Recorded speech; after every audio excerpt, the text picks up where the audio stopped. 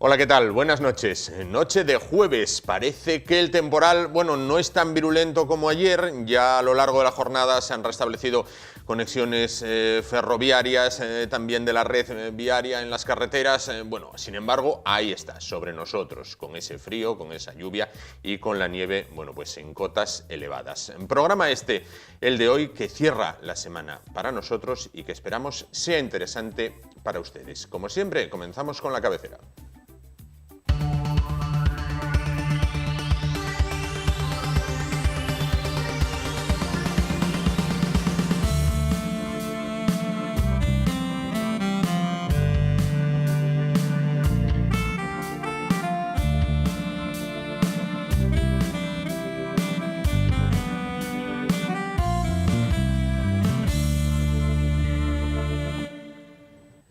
Bueno, pues comenzamos hablando de una investigación en la que participa la Universidad de Oviedo y que tiene como objetivo combatir el cáncer de mama. Bueno, pues saben, una de las principales preocupaciones de la población femenina en nuestro país. Una investigación abre el camino para encontrar nuevos tratamientos contra el cáncer de mama triplemente negativo. Bueno, se trata sin duda de buenas noticias para nuestra sociedad, y esta información va a ampliárnosla, bueno, pues lo que es el autor de esta investigación, el autor principal de esta investigación, investigador de cabecera de esta casa, por otra parte, Juan Luis Fernández, catedrático de la Universidad de Oviedo. ¿Qué tal? Buenas noches. Hola, buenas noches, Juan. Muchas gracias. Bueno, pues de nuevo nos visita, en este caso, para hablar de una investigación que, como digo, abre el camino para ese cáncer triple. ¿Qué es lo que se ha investigado? Vamos a traducirlo. El cáncer triplemente negativo es un tipo de cáncer que tiene 3 marcadores hormonales negativos, por eso se llama triplemente negativo,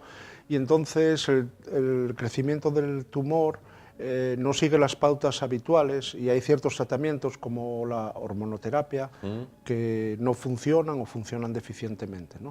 Es uno de los cánceres más agresivos de mama, ¿no? Y afecta en torno al 15% de los cánceres detectados, ¿no? Entonces este es un trabajo que se hizo con el Servicio de Anatomía Patológica de Luca, con la doctora Carmen García Pravia y con José Galván, que era biólogo y por entonces era responsable de parte del tratamiento de los datos que se adquirían en el servicio, ¿no? Y con otros médicos que anteriormente se jubilaron, como Primitiva Menéndez, ¿no? Y lo que se trató fue de hacer un análisis retrospectivo de 102 mujeres diagnosticadas en el UCA con cáncer triplemente negativos, ¿no? Los médicos patólogos miden una serie de variables. Hay una parte de historia familiar, variables clínicas, ¿no? Y hay una parte de variables que ellos miden sobre biopsias del cáncer, ¿no? Que se llaman variables inmunohistoquímicas, ¿no? En base a esas variables y a estudios que ellos hacen sobre la biopsia en lámina delgada, hacen 2 cosas. Establecer el grado histológico del cáncer, ¿no? Que tiene que ver con su agresividad, y segundo, establecer también el estudio de posibles metástasis, ¿no? Porque si el cáncer tiene metástasis es en principio más agresivo, ¿no? En este caso son metástasis ganglionares a los ganglios, ¿no? Entonces, bueno, las preguntas que ellos nos hicieron era si, al principio empezamos a trabajar sobre imagen, sobre las imágenes histológicas que ellos interpretan, a ver si éramos capaces de establecer un programa de ordenador, lo que nosotros llamamos un robot, que fuese capaz de interpretar automáticamente esas imágenes y asistir a los médicos en la ayuda de tomas de decisiones. Y pues, fuimos capaces, ¿no? Pero lo que vimos es que tenía mucho más poder las variables inmunohistoquímicas, ¿no? Entonces, básicamente, predijimos 2 problemas. La predicción del grado histológico, y ahí se alcanzó un grado de acierto del 94% de los casos, lo cual es remarcable, ¿no? Y luego la metástasis ganglionar, ¿no? El interés de todo esto es que, aparte de ayudar a los médicos a establecer métodos matemáticos que les ayudan a la toma de decisiones, de ahí salieron una serie de variables que estaban medidas por ellos, ¿no? Y que tienen que ver con los 2 problemas, con la agresividad y con la metástasis, ¿no? Claro, claro. Bueno, decíamos,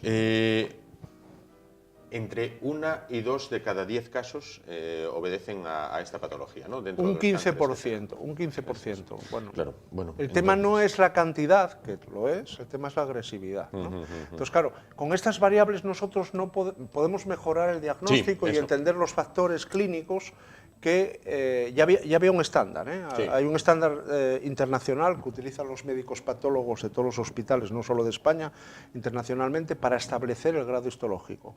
La metástasis no había predicción sobre la metástasis, ese era un problema nuevo. Lo interesante de esto es que las variables que nosotros dedujimos del estudio, por métodos de inteligencia artificial, en el caso del grado histológico introducen dos variables que no se tenía una idea vaga, pero que no se veía su importancia.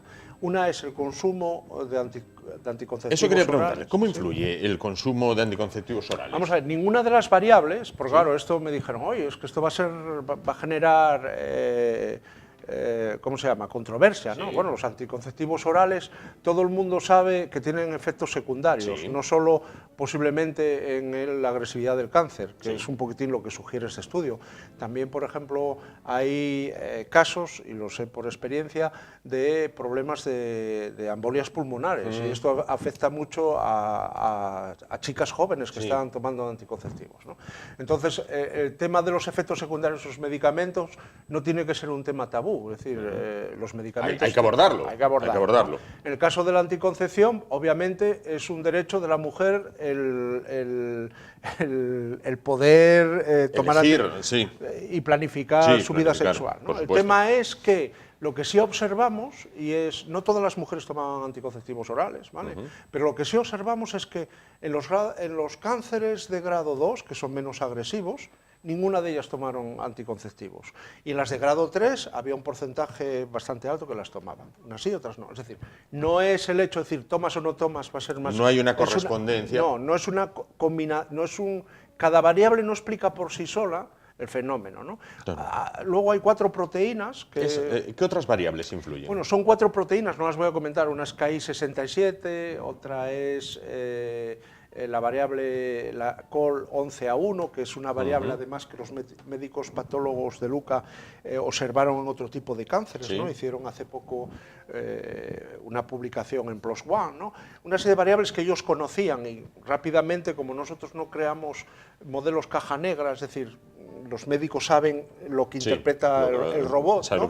Pues les dan una interpretación, ¿no? También la talla del tumor, es decir, que la talla del tumor apareció como un factor discriminatorio, tumores más grandes, cánceres más agresivos. Obviamente, eso no es un criterio binario, ¿no? Pero bueno, damos una serie de valores, de firmas estándar, ¿no?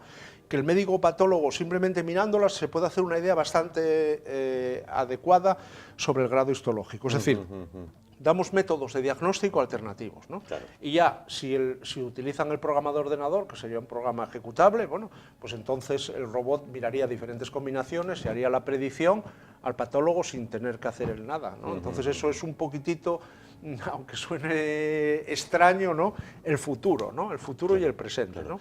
Cuando hablamos de este diseño de robots, ¿es factible o estamos hablando de una quimera? No, es factible y es... ya en muchos hospitales los médicos tienen sistemas de ayuda a la decisión para minimizar errores, claro. Por ejemplo, en técnicas de imagen física, ¿no? Eso ya nadie lo discute, ¿no? El escáner, etcétera, ¿no? Las máquinas de escáner, aparte de dar, por ejemplo, el tomograma o la resonancia magnética nuclear y mostrársela al especialista, hoy en día ya tienen algoritmos automáticos de detección de singularidades. Nosotros próximamente, bueno, seguimos con este tema, ¿no? Un alumno que hace el doctorado con nosotros, que es Francisco Javier Fernández Obies, ¿no? En su proyecto final de máster, ¿no? Que está realizado en colaboración con la Universidad Politécnica de Cataluña, ¿no? Estamos interpretando, simplemente para dar una idea, termografías son imágenes de la temperatura en los senos. Estamos otra vez con cáncer de mama, ¿no? Y interpretando esas termografías, que además no están medidas en el Luca, sino que son unas termografías que se midieron en Brasil, ¿no? Y que pudimos reinterpretar, llegamos a la detección del cáncer de mama, ¿no? en estadios precoces con un 99% de exactitud. Entonces, claro, eso, si realmente se pone en clínica, nadie va a discutir el uso de esas técnicas, porque ayudan a los médicos, a los profesionales a anticipar el diagnóstico, ¿no? También con el Hospital de Jove, en el cáncer de mama la verdad es que estamos bastante activos y es un problema Sí, que le, sí. que le queremos, como dicen los jóvenes, dar caña, ¿no? Ahí está. Con el Hospital de Jove también hemos realizado robots, ¿no?, que predicen la metástasis a 10 años, ¿no?, a la hora del diagnóstico. Claro. Y que abaratan de manera... Bueno, los médicos siempre señalan que el diagnóstico precoz es vital para afrontarlo. El diagnóstico precoz es vital y sobre todo saber lo que va a ocurrir, porque si tú sabes cuando diagnosticas a una mujer, no precisamente de cáncer de mama, simplemente de cáncer de mama, que antes de 10 años va a tener metástasis, y en este caso el método diagnóstico que vamos a publicar utiliza 21 variables que son proteínas medidas en el estroma, esto ya digo es con el Hospital de Jove, pues acierta el 90 y tanto % de las veces, que podríamos incluso, creemos que mejorar, ¿no? Si tuviésemos más ejemplos para aprender. Entonces, claro, el cirujano, ¿no?, o el oncólogo, a la hora de diagnosticar, ¿no?, de ver el cáncer, sabe que antes de 10 años esa mujer va a desarrollar metástasis, con lo cual adelanta 10 años el tratamiento. Sí, el tratamiento, claro, con lo cual aumentan las posibilidades de poder superarlo, sin duda. Eso no cura.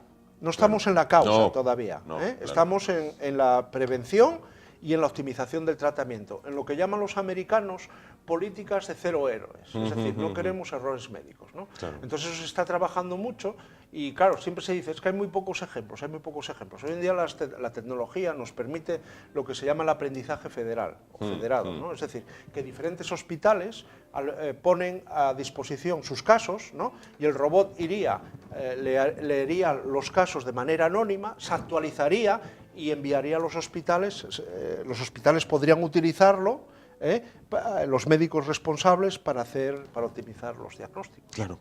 Bueno, ha dicho usted, lo he leído recientemente, quien controle los datos tendrá gran parte del saber. Sí. ¿Es así? Es así. Y bueno, es un problema grave, ¿vale? Es un problema grave porque Europa está muy retrasada. ¿Nos sacan mucha ventaja los americanos? Los americanos y sobre todo los chinos. Los chinos. Lo que está ocurriendo en China, Corea, los países asiáticos, los chinos ya están enseñando a los niños desde pequeños inteligencia artificial. Claro. Lo que viene es gordo. De hecho, el Estado francés, la semana pasada, para remediar esto, anunció la creación, el Estado francés, que estamos hablando del INRIA, que es el Instituto Nacional de Investigación e Informática Aplicada, fueron los que inventaron el mundo digital, es decir, lo que es hoy en día las telecomunicaciones, ¿no? Son los creadores de ese tema. Pues anunciaron la creación de un instituto de inteligencia artificial en la zona de París y en la zona de Grenoble, en los Alpes, que sería como el Silicon Valley francés, ¿no? En los próximos 4 años van a invertir más de 100 millones de euros y se quedan cortos. Entonces, ¿qué ocurre?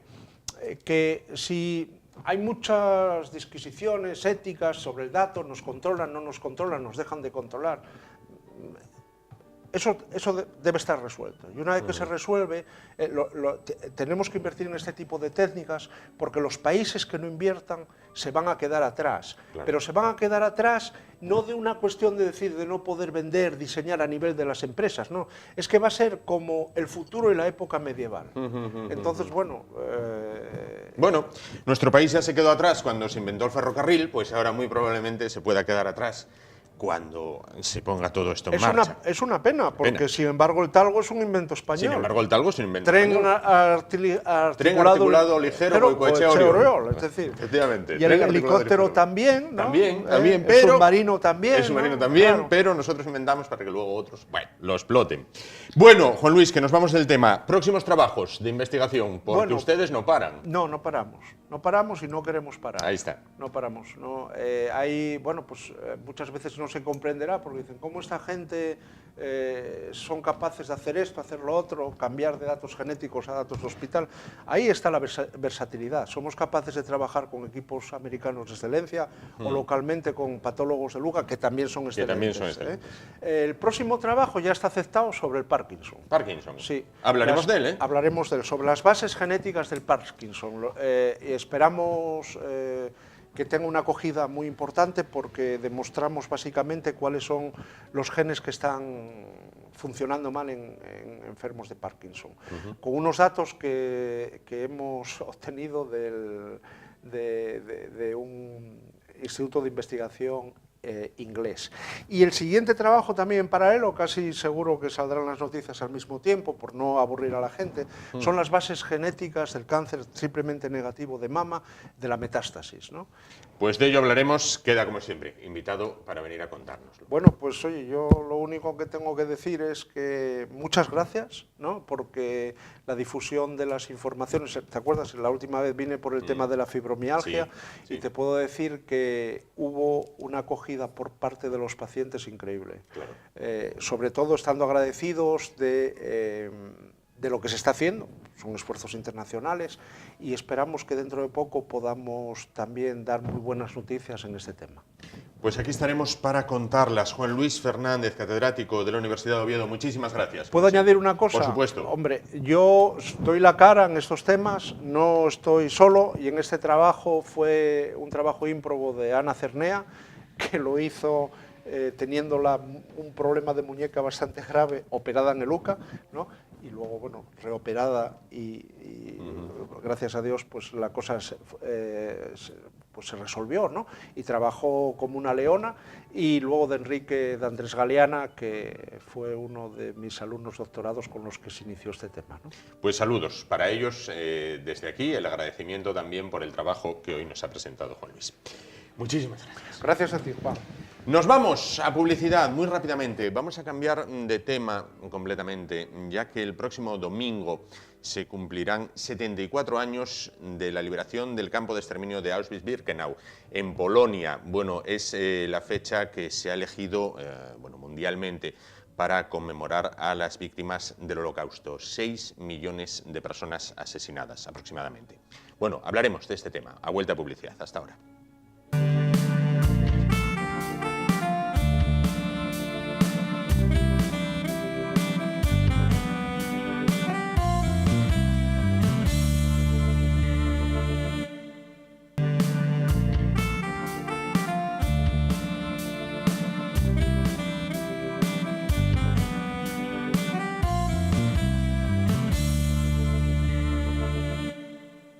Bueno, pues continuamos el programa de esta noche y cambiamos totalmente de asunto. El próximo domingo, día 27, bueno, pues se conmemorará la jornada dedicada a las víctimas del Holocausto. Bueno, pues se ha elegido esta fecha, la del 27 de enero, ya que es la fecha en la que se liberó, o las tropas rusas, los soldados soviéticos, bueno, pues alcanzaron un lugar en el cual, bueno, pues era prácticamente la reencarnación del infierno sobre la tierra. Los soldados rusos, bueno, pues liberaron el campo de concentración y exterminio de Auschwitz-Birkenau, bueno, donde se habían asesinado a millones de personas, a cientos de miles de personas habían perdido la vida, la mayor parte de ellos judíos. Bueno, pues se cumplen 74 años de esa fecha y a lo largo y ancho del mundo son muchos los actos conmemorativos, recordando, no olvidando, en este caso, a las víctimas y, bueno, pues rogando para que nada así vuelva a ocurrir. Se encuentra esta noche con nosotros Sara Álvarez.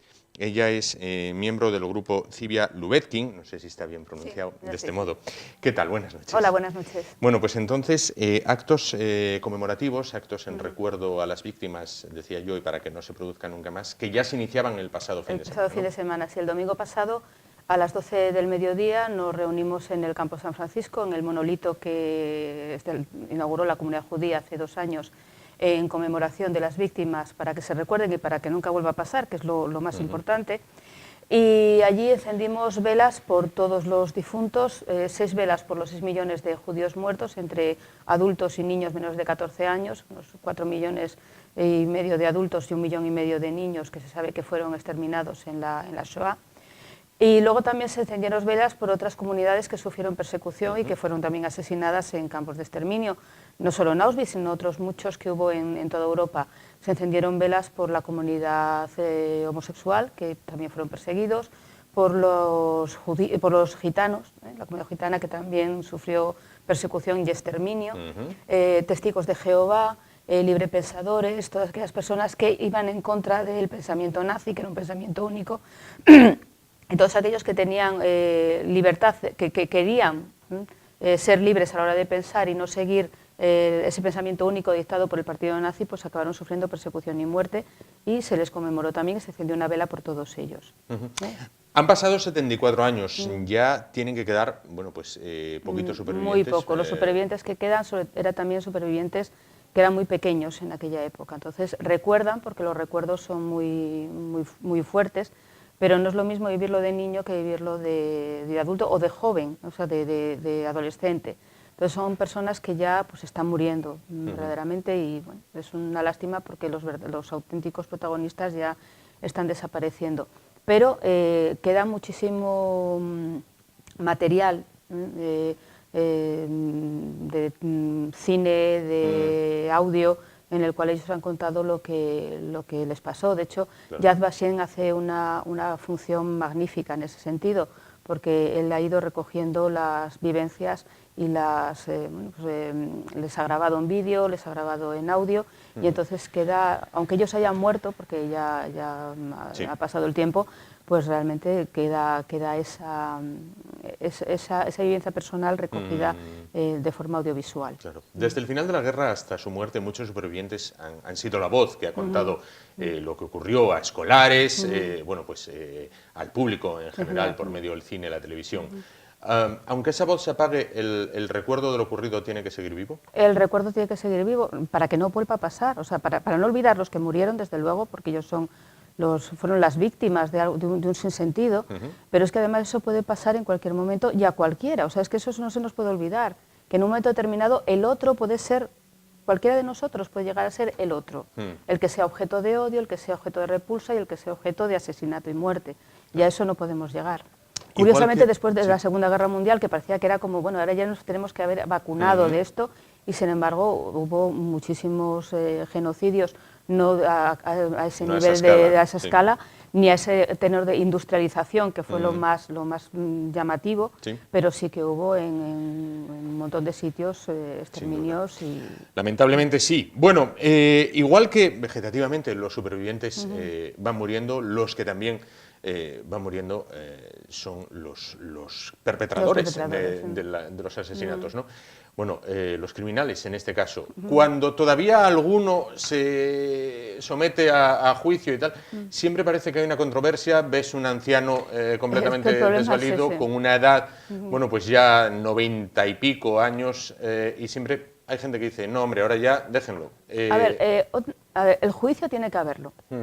Yo ya me pienso, bueno, el juicio y luego este hombre a la cárcel, ¿para qué? Si a lo mejor ni se está enterando de lo que está pasando. Pero el juicio tiene que haberlo. Tiene que haber una visión pública de que ese hombre cometió una atrocidad, cometió asesinatos, cometió crímenes contra la humanidad, y eso tiene que salir y tiene que quedar expuesto al público. Luego ya, claro, a mí, yo es que ahí veo un anciano, no veo a ese nazi joven. Y lo terrible es que ese hombre vivió durante 70 años sin ningún tipo de problema, llevó su vida adelante, y realmente da la sensación como lo que la justicia llegó tarde.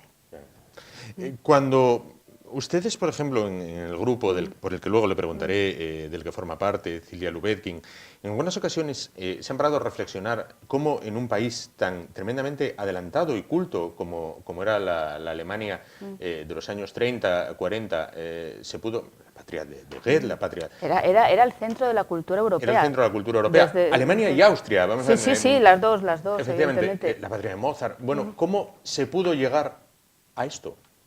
Es difícil, es muy difícil de entender y muy difícil de digerir, ¿no? ¿Cómo es posible? El gran problema no fue que unos hicieron y los otros miraron hacia otro lado. Ese fue el gran problema. Además tenemos la idea como que los nazis los vemos un poco como bestias que no sabían. No, era gente muy preparada. Eran abogados, eran ingenieros, eran arquitectos, eran profesores de filosofía, eran médicos. Es decir, no cabe en la cabeza, por ejemplo, en Auschwitz, un papel importantísimo en el horror de Auschwitz lo tuvieron los médicos y las enfermeras, que precisamente son las personas que habían jurado que iban a velar por la salud y a velar por la vida, y se dedicaron a matar, pero a matar sin ningún tipo de problema. Entonces, cabe preguntarse qué es lo que puede pasar para que de repente cualquier sentido de la moral y de la ética desaparezca, y es muy difícil de entender cómo pudo pasar eso. porque efectivamente no estamos hablando de un país bueno, pues que no hubiera unas masas sociales amplias que no tuvieran... No, era el país más culto de Europa. Era donde surgió toda la cultura europea en los siglos XVIII, XIX, XX, y de repente todo el mundo, bueno, no me gusta decir enloqueció, porque aquello no fue enloquecer, no estaban locos. Claro. Sabían perfectamente lo que hacían. ¿Está de acuerdo con una frase que yo leí en una ocasión que decía un 10% de los alemanes eran buenos, un 10% eran malos y el 80% restante se dejó llevar? La inmensa mayoría se dejó llevar. Se dejó llevar porque le iba bien. Le iba bien. Claro, por ejemplo, cuando los nazis decretaban la arianización de los bienes judíos, no solamente en Alemania, sino en Austria, o cuando se llegaba a un país y se conquistaba, eso a la gente le venía bien. Arianizar los bienes judíos es que te los quitaban y se lo daban a un colaboracionista, a un alemán o a un polaco, a quien fuera. Entonces, claro, yo muchas veces, muchos críos me preguntan, pero bueno, cuando ellos se les decía que fueran a tal sitio, que se inscribieran, ¿por qué lo hacían? Pues bueno, pues porque primero los judíos eran conscientes, siempre fuimos conscientes de cumplir las leyes y cumplir las normas, pero es que además si no lo hacías, siempre iba a haber alguien que te señalara y dice, oye, claro, que ese también es judío, porque ese que te señalaba era el que se iba a quedar con tu casa. El que se quedaba con tus bienes. Entonces, claro, no solamente es que miraron por otro lado, es que miraron por otro lado y sacaban beneficio. ¿Pasados 75 años, Alemania ya ha purgado su culpa? Hombre, los alemanes de hoy no son aquellos alemanes, evidentemente, ni siquiera los que vivían en aquella época porque ya eran niños, y los niños no son culpables de nada. A mí, a veces, por ejemplo, el anterior Papa, Benedicto XVI, sí, era, sí. Que decían, bueno, es que de joven iba con el uniforme nazi, pero es que todos los niños alemanes iban con el uniforme nazi, porque era el uniforme del colegio. Él era un niño de 14 años, no era culpable de nada, no puedes echarle la culpa de nada. Entonces, incluso los más mayores, salvo esos casos de 90 y muchos años y tal, no estaban en aquella época, no se les puede echar la culpa de lo que hicieron sus antepasados. Por eso, por otras cosas posteriores o por algo que pasa ahora sí que se les puede echar la culpa, pero de aquello no. Y desde luego Alemania lo que se ha hecho ha sido escaso consuelo, porque es escaso consuelo, pero sí dar indemnizaciones a los supervivientes y, bueno, no solamente a los supervivientes judíos, por ejemplo, a los gitanos que también murieron en campos de exterminio, también les dio compensación, que es un escaso consuelo, porque incluso hay familias a las que nunca les llegó. En la zona de Rusia donde entraron los nazis, que era además donde más judíos vivían, porque era donde tradicionalmente se les permitía vivir, hubo comunidades enteras que desaparecieron, no quedó nadie. ¿Alemania y los alemanes taparon las culpas que también hubo de franceses, belgas, holandeses, polacos, rumanos, húngaros, rusos, ucranianos, letones, lituanos, estones? Hubo muchísimo colaboracionismo en estos países, sobre todo en los países del este. Hay un episodio que es muy duro, que es el de los Einsatzgruppen, que eran unos grupos especiales que iban asesinando, se hacían grupos de 300 400 y iban detrás de las tropas asesinando principalmente judíos de todo tipo. Eran 3000, eran voluntarios, sabían a lo que iban, nadie se negó a hacerlo. Y lo tremendo no es que fueran esos que eran de las SS, lo tremendo es que en cuanto llegaban a los distintos sitios donde empezaban a actuar, inmediatamente se les unían voluntarios de la población local. Y sí que es verdad que se habla de los nazis, pero esos episodios como si no hubieran pasado nunca, cuando realmente allí estaban estonios, letonios, lituanos, belorrusos, ucranianos, de las repúblicas balcánicas estaban también participando en esas matanzas. Porque, lo dicho, también sacaban beneficio, es una forma de sacar beneficio. Es más, hasta los mismos que parece tal, ¿no? Los partisanos que luchaban contra los nazis, muchas veces delataban a los partisanos judíos, porque se quitaban presión sobre sí mismos. Les decían dónde estaban, en qué zona más estaban los grupos de partisanos, los grupos de supervivencia en los bosques, y mientras buscaban a los judíos, dejaban a ellos en paz, ¿no? Entonces sí que hubo muchas cosas que quedan tapadas por los nazis, o sea, fueron los nazis, pero no fueron solo los nazis. Bueno, en Francia, sin ir más lejos, la redada del velódromo, aquello fue terrible, y eso lo hicieron los franceses. Lo hicieron los propios franceses.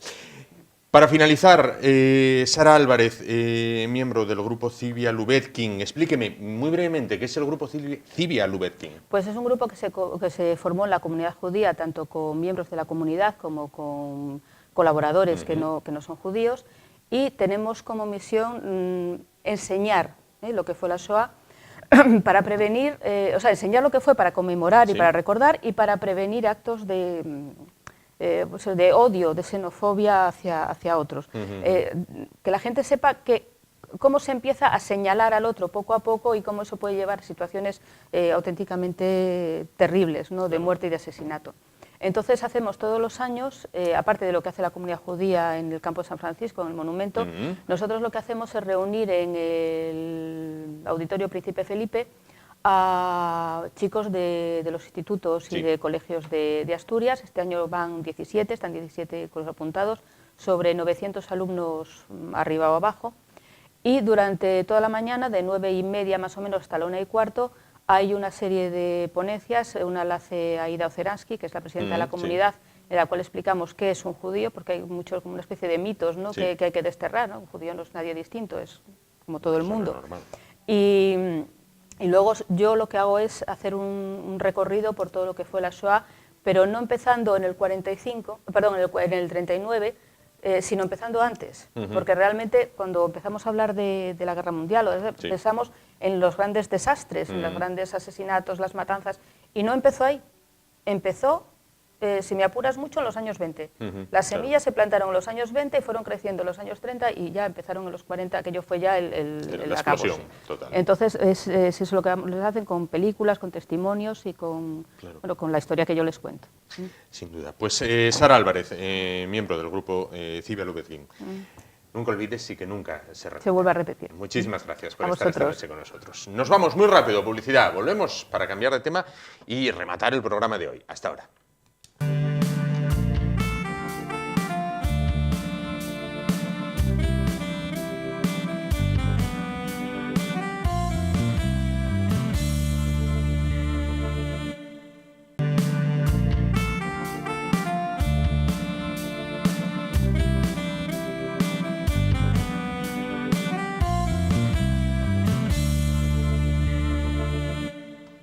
Bueno, pues vamos a afrontar ya lo que es la recta final del programa de esta noche y por ende para nosotros de esta semana. Bueno, y lo vamos a hacer hablando de cultura en dos ámbitos: de literatura, con este libro que aquí tengo, Las caricias del fuego, de su autor es Alejandro Céspedes, y también de vídeo, de cine, en este caso, ya que este libro, bueno, pues ha dado paso a lo que es su proyección o su conversión en vídeo, en película. Se encuentra con nosotros esta noche el padre de ambos, del libro y de la película, Alejandro Céspedes. ¿Qué tal? Buenas noches. Buenas noches. Le devuelvo el libro. Bueno, lo primero, ¿qué nos encontramos en Las caricias del fuego? Bueno, en las caricias del fuego nos vamos a encontrar con un alegato severo contra el abuso infantil. Sí. Es esta lacra histórica, porque esto se ha repetido a lo largo de la humanidad continuamente. Sí. La historia la vamos a situar aproximadamente en finales de los años 40, finales de los años 50, pero es un hecho... Podría ser en cualquier momento. En cualquier momento. Lamentablemente. Está desgraciadamente de plena actualidad. Sí. Cuénteme un poquito, sin hacer spoiler, como dicen los chavales. Bueno, sin hacer spoiler, no, ¿qué voy a decir? No, yo creo que me preguntaban hace poco en una entrevista qué creía que aportaba el libro y la película, ¿no? Y desde toda la humildad de la que soy capaz digo que creo que es absolutamente necesario, porque me encuentro con cierto rechazo, cierta prevención con respecto tanto al texto como a la película en todos los circuitos que he estado haciendo desde que en noviembre se ha presentado el libro en Madrid, y hay esa sensación que te transmiten de no, yo eso no puedo soportarlo, eso es un tema muy duro, yo no quiero, incluso compañeros escritores que dicen no, yo ese tema no, tu libro no lo voy a comprar, y no deja de resultarme sobrecogedor, extrañísimo. Cuando porque menos paradójico, ¿no? Cuando menos paradójico. Bueno, el próximo martes a las 7:30 será la presentación de la película. Bueno, ha sido duro, hablaba usted ahora de la dureza que supone para algunos de sus compañeros, pero ha sido duro primero crear el libro en esta temática y después pasarlo a vídeo, que parece que, bueno, encarna más los sentimientos porque entra por los ojos. Sí, para mí no ha sido duro. No es un cuento de Disney. No. El libro no, la historia es muy dura. Es muy dura, pero está contada con una extraordinaria sensibilidad, delicadeza, con una exquisitez para que sea precisamente digerible. Pero lo que tiene el arte, cuando el arte se hace como corresponde, su función es conmover. Si el arte no conmueve, no sirve para nada. Una de sus funciones principales es esa, porque nos obliga a implicarnos en el problema, a pensar Claro. y a tener compasión, que no significa otra cosa que compadecer o padecer con. Claro. Entonces, negarse a esto no me parece que sea muy inteligente. Apartar la cabeza, esconder, cerrar los ojos ante una realidad que es histórica, pero desde que el mundo es mundo, y parece que todavía continúa siendo un tema tabú. Con respecto a la película, lo hemos hecho con el mismo cuidado. No hay ni una sola imagen ofensiva, no hay ni una imagen que pueda comprometer, lo he dicho en otras entrevistas. Lo peor que va a encontrar el espectador en la película son lágrimas. Eso es lo más duro que va a encontrar. Claro. Ahora bien, la historia detrás de las lágrimas sigue siendo muy dura. Es decir, que todo el dolor, todo lo que va a percibir el espectador está puesto desde su parte. Es decir, de aquello que subyace, esos códigos que están detrás de toda comunicación. Claro. Ese es el poder de las imágenes y el poder del texto del libro. Claro. Como autor del libro, como autor de la película, ¿el que perpetra un abuso a menores es un enfermo o es un criminal? Eso es complicadísimo, porque no hay una sola forma de acercarse a esto. Es decir, ese prevalimiento, siempre que se hace con niños, parte desde una posición de poder que es incuestionable. El niño o la niña no están capacitados para enfrentarse a esa propuesta que además, dentro de los dos, por ser muy poco exhaustivos y muy laxos en la definición, hay dos aspectos. Uno que se hace puramente desde el poder, es decir, sin seducción. Sí. Y hay otro que se hace también desde el poder, pero enmarcado, enmascarado, engañando a un niño o una niña que no tienen la capacidad para distinguir. Es decir, es un artificio, un artilugio del amor, de un amor perverso, naturalmente. Un amor perverso, es decir, primero se seduce porque siempre es una persona muy cercana a la familia. Padre, padrastro, tío, hermano mayor, es decir, hay una previa relación de dependencia, de cercanía, está trabada, hay algo trabado en esa relación. Y desde ahí se comienza a ejercer una labor de zapa de la que el niño después no puede salir. Estos son los peores. La mente de un niño podemos compararla con un folio en blanco, ¿vale? En el cual, pues a lo largo de los años se va escribiendo, se va rellenando ese folio. Cuando cae un borrón, como puede ser en ese folio un abuso sexual, ¿hay manera de borrar el borrón y que el folio vuelva, o eso ya se arrastra para siempre? Yo creo que es un trauma que se arrastra para siempre. Hay personas que lo han solucionado de una forma menos traumática que otros, pero tengan en cuenta que esto es una bomba de profundidad al sistema emocional y afectivo del niño y de la niña. Un bombazo, o sea, porque lo que está cambiando es ingenuidad, amor, entrega, sinceridad por sexo. Es decir, la persona no cree, porque además todo va muy despacio y todo va muy ensombrecido, y la persona, cuando se da cuenta, esta niña, de que aquello es lo que es muy difícil que la elaboración del trauma que supone ella no la lleve por delante. Es decir, no sienta esa sensación de suciedad, de complicidad, de engaño participativo en el que ella o él se sabe implicado, es decir, cómo he podido yo, ¿no? Y es dificilísimo volver otra vez a... Y un sentimiento de culpa, me imagino. Claro, eso está en la película y en el libro. Hay un gran sentimiento de culpa cuando ella, hay un momento en el que dice como esta sensación de que ella está lavando las manos continuamente, dice que que nunca supe calmar sin ensuciarme. Claro. Porque hay un ofrecimiento, es decir, hay una parte de obligación emocional por parte del adulto hacia el niño que el niño no sabe cómo negar. Claro. No sabe cómo negar. Bueno, no es su primera obra. No. Cuénteme un poquito, ¿qué hace diferente esta, aparte de la temática, de las demás?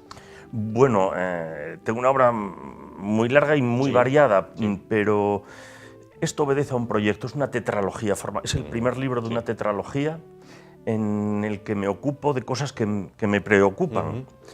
Este es contra los abusos sexuales a los niños, pero hay otro sobre las terribles... ese libro es tremendo. Es un sistema capitalista destructivo que genera violencia, miseria y que está localizado en Rusia, pero podía estar localizado en cualquier sitio, en la India, en África, en muchísimos países de Hispanoamérica, incluso en Estados Unidos y en Nueva York. Entonces, unas condiciones socioeconómicas que obligan a familias enteras a vivir en unas condiciones de miseria, de abandono, de analfabetismo, de incultura, de bebida, droga, alcoholismo, y eso produce dentro de la familia tal desestructuración que los niños acaban escapando y convirtiéndose en niños de la calle, en mendigos, como pasa con los meninos de Rúa, los niños rata de México, los niños de Leningradsky en Moscú, los niños de Bucarest, pues... Acaban convirtiéndose en poco menos o poco más que bestias, en este caso, bueno, pues arrojadas a la calle, ¿no? Bueno, está de vuelta en Asturias, usted es natural de Gijón, pero ha desarrollado, bueno, pues gran parte de su carrera fuera. ¿Qué Asturias ha encontrado en lo cultural? Recuerdo, estaba presentando el libro de Pedro Olaya hace muy poco, hace 2 semanas posiblemente. He estado mucho tiempo con él. Hay una cosa que me llamó la atención que dijo, porque él también lleva muchos años, menos que yo fuera, pero bastantes. Y decía, siempre me ocurre lo mismo, cuando vuelvo al sitio donde he estado y encuentro que no ha cambiado prácticamente nada. Claro.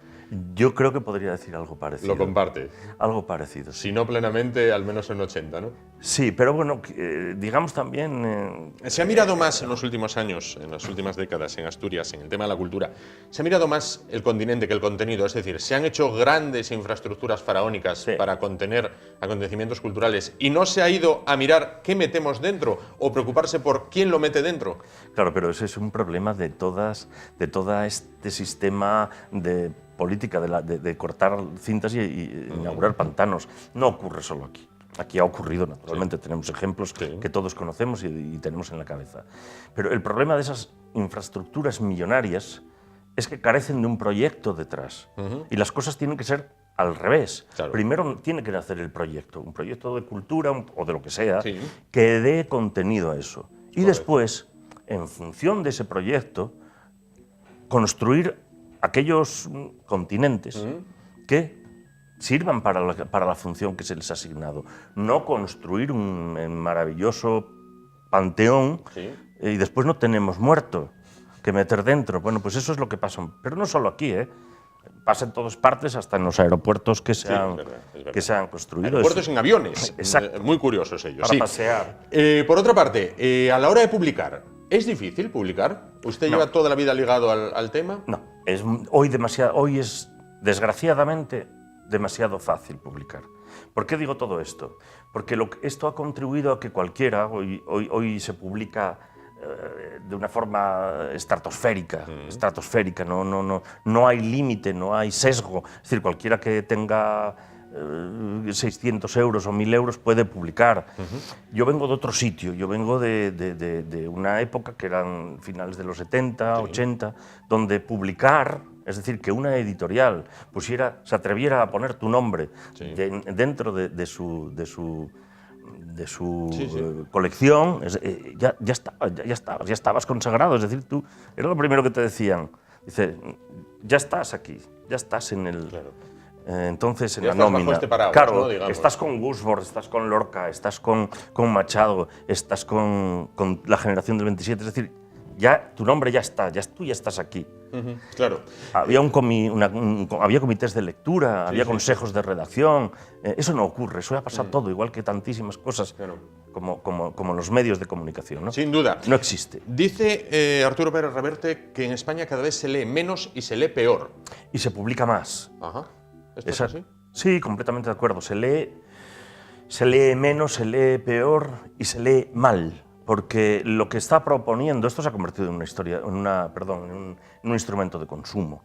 Es como Masterchef. Sí, es decir, como sí. Salva, no sé si, como no lo veo, no sé si es Salvados o es Sálvame, pero vamos, hay una de estas cosas que creo que salen famosos. Esto es igual.